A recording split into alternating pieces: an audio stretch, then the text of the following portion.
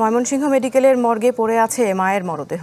হাসপাতালে ভর্তি তার 2 বছরের শিশু, কিন্তু তাদের কারো পরিচয় জানা যায়নি। হাসপাতালে কারা এনেছিলেন সেই তথ্যও মিলছে না। শিশুটির দেখভাল করছেন ওয়ার্ডের লোকজন। দুদিন ধরে কাঁদছে শিশুটি। শুক্রবার ভোরে ময়মনসিংহ মেডিকেল কলেজ হাসপাতালে অজ্ঞাত পরিচয়ে মা ও শিশুকে ভর্তি করা হয় রক্তাক্ত অবস্থায়। পরদিন রাতে মা মারা যাওয়ার পর মরদেহ রাখা হয়েছে মর্গে। শিশুটি বেঁচে থাকলেও মেলেনি পরিচয়। ভর্তি রাখা হয়েছে 26 নম্বর ওয়ার্ডে। বাবার খবর আমরা জানি না, কিন্তু মা মারা গেছে। কিন্তু বাবাও শুনতেছি উড়া যে বাবাও মারা গেছে। ছেলেটা যখনই দেখতেছে কাউকে না কাউকে, তখনই তার কোলে গিয়ে কান্নাকাটি করছে। যে থাকে তারাই হচ্ছে দেখাশোনা করতেছে। এর মাঝে আমরা আছে, সিকিউরিটি আছে, নার্স আছে, ডাক্তার আছে, আয়া আছে, সুপার, সবাই মিলে আর কি দেখাশোনা হচ্ছে।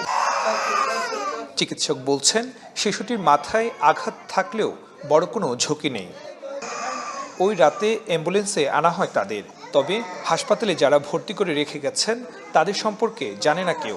মা ও সন্তানের পরিচয় শনাক্তে কাজ করছে পুলিশ।